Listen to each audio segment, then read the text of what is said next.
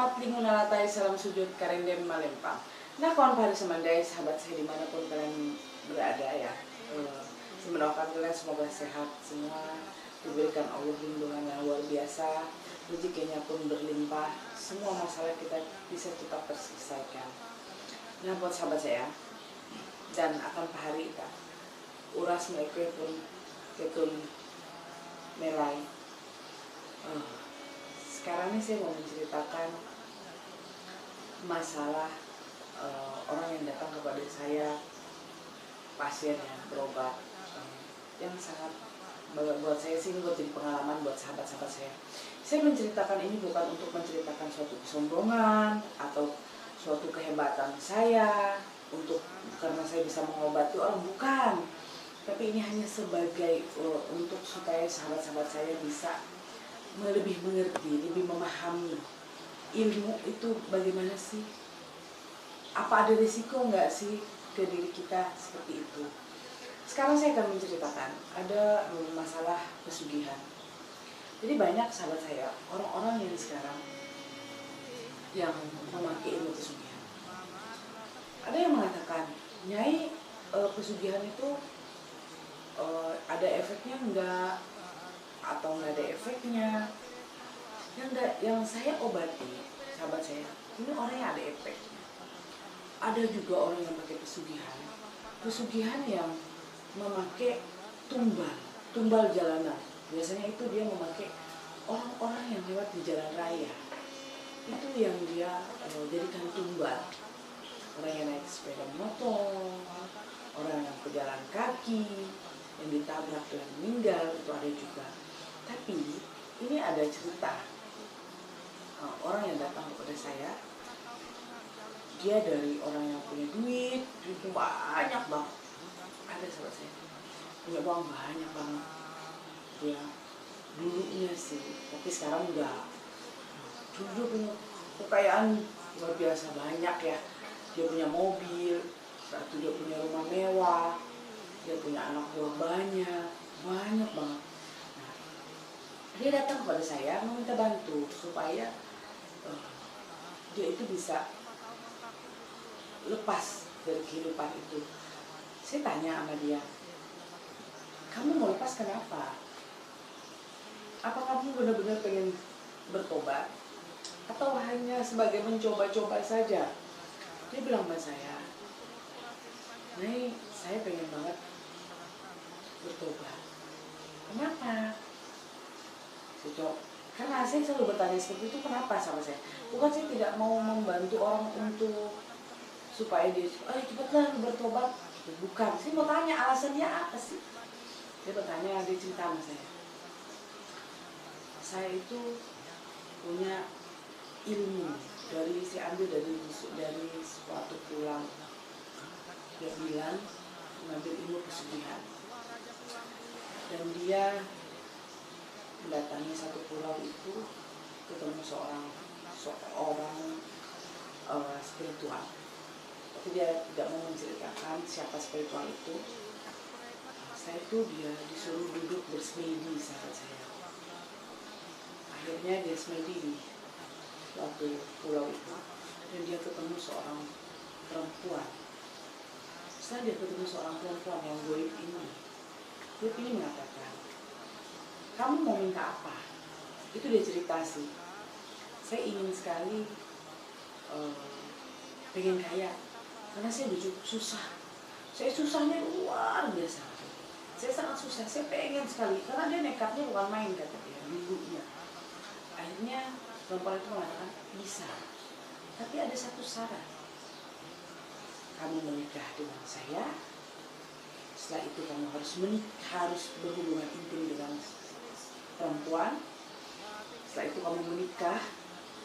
Setelah kamu menikah, nanti 41 hari setelah kamu menikah, kamu harus berhubungan intim lagi dengan perempuan lain. Tapi sahabat saya yang melihat dia sedikit, kenapa? Dia selalu mempunyai anak itu bagi saya yang aneh. Kenapa aneh? Anaknya cacat. Setiap kali dia menikah dan melahirkan anak, pasti anak itu cacat. Kadang-kadang kadang anaknya sempurna tapi punya kelainan aneh. Kadang-kadang anaknya pokoknya yang bagi dia tuh yang nggak masuk akal gitu. Dan harta dia bertambah setiap kali hubungan intim dengan perempuan, harta dia bertambah.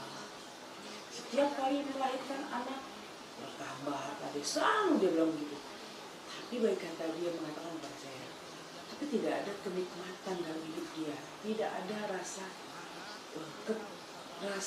yang dia bisa mendapat suatu kepuasan kehidupan dia. Tidak ada rasa bersyukur di hati dia mengatakan. Dia mau lepas.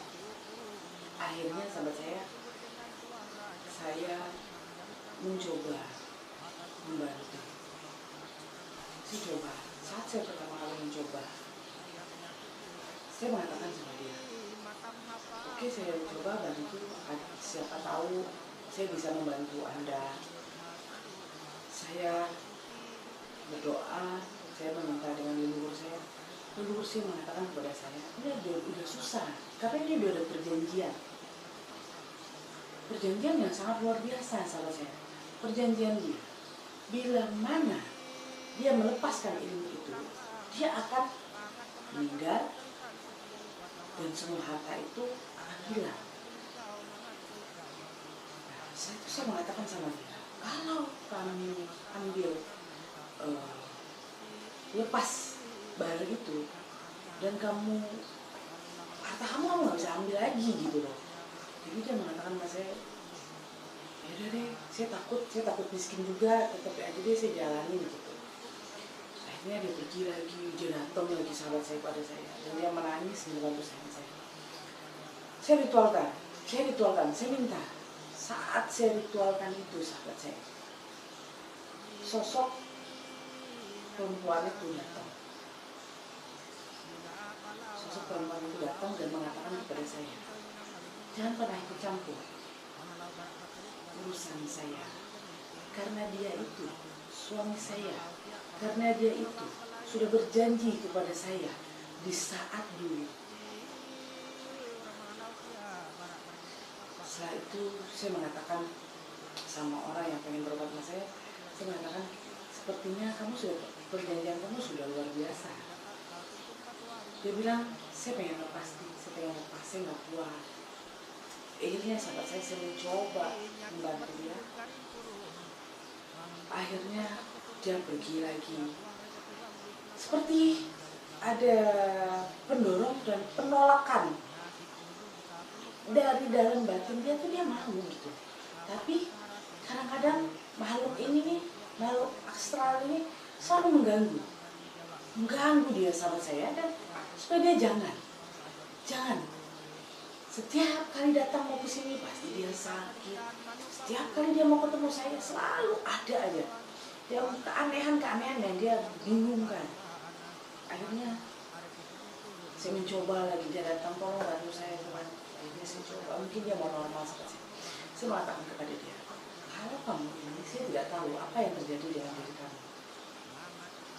Saya bukan Allah Ta'ala, saya bukan Tuhan. Saya hanya manusia biasa.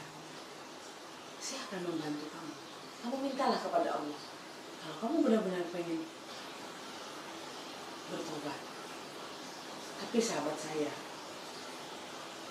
makhluk astral ini sangat luar biasa kekuatan dia. Buat saya sih bukan kekuatannya yang sangat kuat, tapi perjanjian awalnya sahabat saya yang dia udah perjanjikan itu yang membuat dia itu udah luar biasa. Perjanjian mereka itu udah mungkin kata kita udah disahkan yang luar biasa. Akhirnya sahabat saya bantu dia pelan-pelan sakit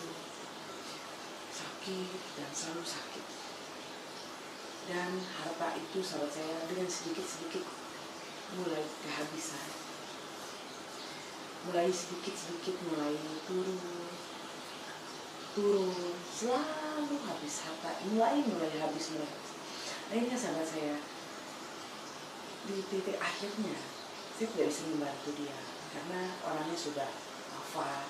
Saya tidak sempat karena hanya cuma beberapa kali, karena kita bisa memutuskan itu, karena saya tahu, saya sudah mengatakan kepada dia, karena makhluk astral itu dan bertemu saya dan mengatakan bahwa dia tidak akan bisa melepas suami dia, dan dia akan ambil, dan saya sudah mengatakan seperti itu. Jadi sahabat saya, dan sekarang orang itu sudah meninggal dan istri-istrinya semua sekarang semua susah, tapi ada sih yang menikah dengan orang yang lebih bagus. Karena sahabat saya, istri-istrinya tuh tidak tahu, karena itu kan waktu dia perjanjian, waktu dia masih dengan istri yang pertama dia. Jadi istri-istri dia yang sudah dia nikahin itu tidak ada yang tahu gitu. Jadi ini intinya buat sahabat-sahabat saya, bahwa ilmu pesugihan itu tidak bagus. Kenapa saya mengatakan tidak bagus sahabat saya? Karena kita menumbalkan diri kita sendiri, menumbalkan anak kita, menumbalkan istri kita, menumbalkan orang lain, anak buah kita.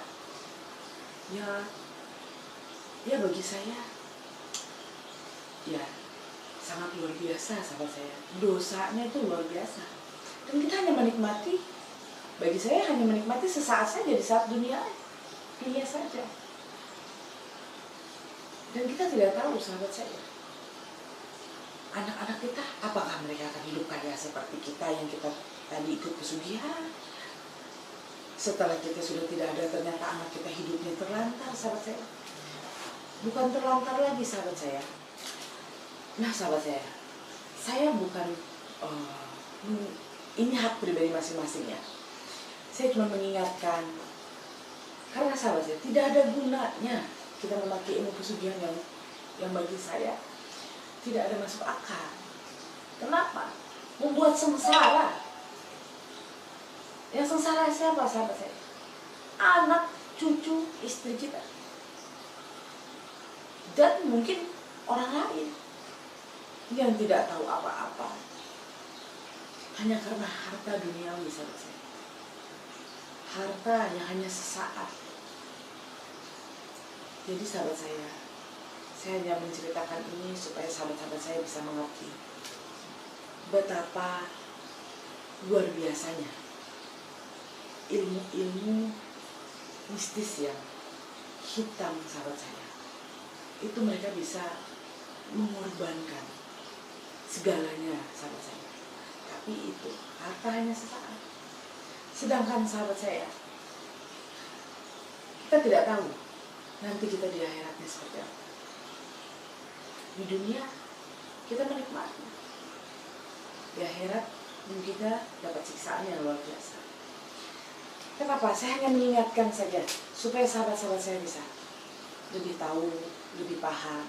Karena saya seorang spiritual yang mengobati sahabat saya. Banyak yang saya obati sahabat saya yang bagi saya yang sangat-sangat fatal yang saya obati. Karena hanya ilmu pesugihan, ternyata resikonya luar biasa. Inilah saya hanya memberitahu buat sahabat-sahabat saya untuk memilah-milah ilmu. Pakailah ilmu yang bermanfaat.